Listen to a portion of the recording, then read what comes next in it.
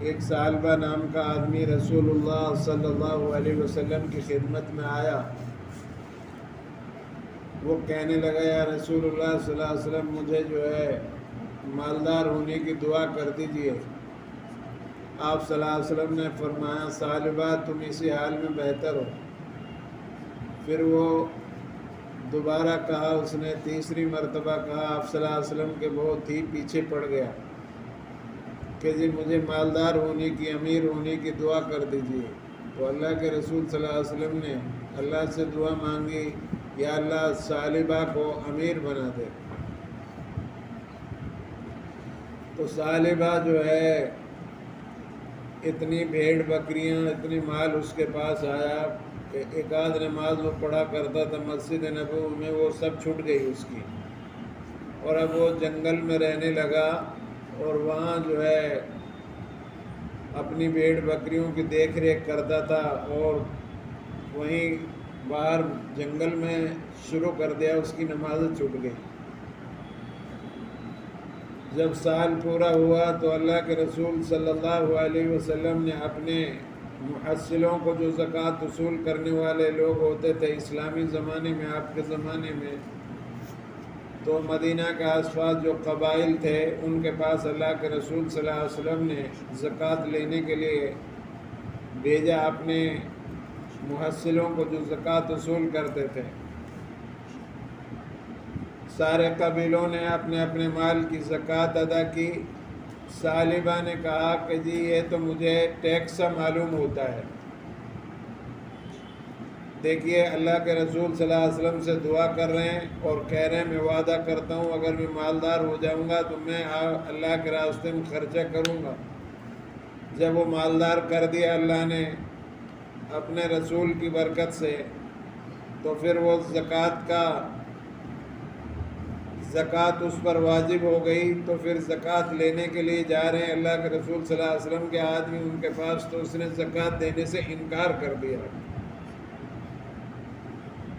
تو آپ صلی اللہ علیہ وسلم کے پاس آپ کے آدمی آئے، سب کی کارگزاری آپ نے لی کہ فلاں قبیلے نے کیا دیا، فلاں نے، تو آپ کے محصلوں نے جو زکوٰۃ وصول کرنے والے تھے سب کارگزاری بتائی کہ سارے قبیلوں نے زکوٰۃ ادا کر دی اپنی اپنے مالوں کی، بھیڑ بکریوں کی، اونٹوں کی، لیکن ثعلبہ جو ہے اس نے انکار کر دیا۔ اللہ کے رسول صلی اللہ علیہ وسلم ناراض ہو گئے، آپ نے کچھ بھی نہیں فرمایا اور خاموش ہو گئے۔ آپ کو دل کو تکلیف پہنچی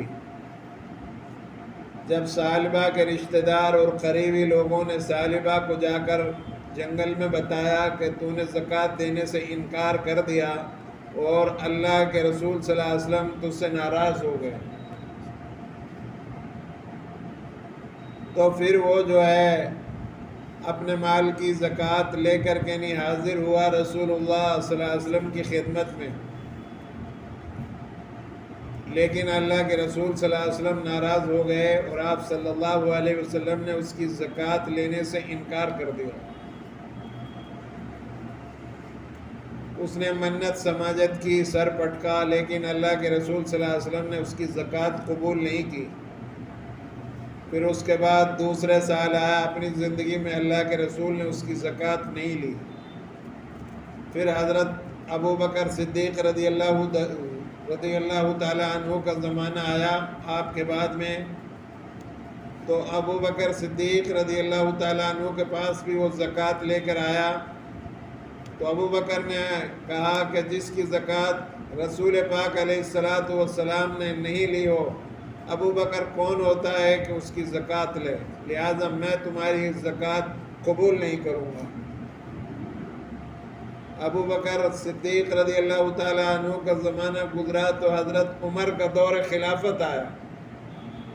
حضرت عمر کے زمانے میں بھی وہ زکوٰۃ کا مال لے کر کے نہیں آیا، لیکن حضرت عمر نے یہ کہہ کر انکار کر دیا جس کی زکوٰۃ میرے رسول نے قبول نہ کی اور میرے بھائی ابو بکر صدیق رضی اللہ تعالیٰ عنہ نے قبول نہ کی، عمر کون ہوتا ہے اس کی زکوٰۃ قبول کرے، لہذا سے تیری زکوٰۃ قبول نہیں ہوگی۔ تو سالبہ مالدار ہونے کے باوجود ناکام ہو گیا، یہ منافق تھا۔ یہ منافق ہی ہے جو اللہ کے رسول صلی اللہ علیہ وسلم کی بات سے انکار کر دے، اس کی کوئی حقیقت نہیں۔ تو وہ سالبہ امیر مالدار ہوا، اللہ کے رسول صلی اللہ علیہ وسلم سے کہہ کر دعا مانگوائی، آپ نے دعا مانگی اس کے لیے، اور پھر جب زکوٰۃ کا وقت آیا تو مال نہیں خرچ کیا، اس نے زکوٰۃ ادا نہیں کی، اللہ کا حکم کو پورا نہیں کیا، اور یہ دل میں اندر سے منافق تھا۔ مسلمان تو زکوٰۃ دیتا ہے، منافق نہیں دیتا، اس کے دل میں یہ بات ہوتی ہے کہ یہ تو مال میرا کم ہو جائے گا، حالانکہ مال زکوٰۃ سے کم نہیں ہوتا، سیف ہوتا ہے، بڑھتا ہے، صدقہ بڑھاتا ہے مال اور سود گھٹاتا ہے۔ بہرحال ابو بکر صدیق رضی اللہ تعالیٰ عنہ نے منع کر دیا، عمر رضی اللہ تعالیٰ عنہ نے منع کر دیا، اللہ کے رسول صلی اللہ علیہ وسلم نے اس کی اپنے زندگی میں زکوٰۃ قبول نہیں کی، سال بعد ناکام ہو گیا اور ہمیشہ کے لیے وہ ناکام ہوا۔ اسی کے بارے میں ان آیت میں اللہ تبارک و تعالیٰ فرما رہے وَمِنْهُمْ مَنْ عَاهَدَ اللَّهَ لَئِنْ آتَانَا مِنْ فَضْلِهِ لَنَصَدَّقَنَّ وَلَنَكُونَنَّ مِنَ الصَّالِحِينَ، اور بعضیں ان میں وہ ہیں کہ عہد کیا تھا اللہ سے اگر دیوے ہم کو اپنے فضل سے تو ہم ضرور خیرات کریں اور ہوئے ہم نیکی والوں میں۔ تو یہ عہد کیا تھا اس نے سالبہ نے، لیکن جب وقت آیا تو اس نے عہد توڑ دیا۔ منافق کی علامت یہ ہے، 3 علامتیں، جب بات کرتا ہے تو جھوٹ بولتا ہے، وعدہ کرتا ہے تو پورا نہیں کرتا، امانت رکھائی جاتی ہے تو اس میں خیانت کر دیتا ہے، یہ منافق کی علامت ہے۔ اگر ہمارے اندر یہ چیزیں موجود ہیں تو ہم ان کو ترک کرنے کی کوشش کریں، ورنہ ہمارے اندر بھی نفاق کی علامت پیدا ہو جائے گی۔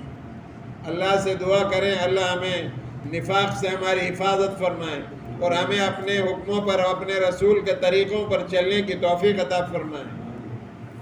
سبحان اللہ و بحمدہ، سبحانک اللہم و بحمدک۔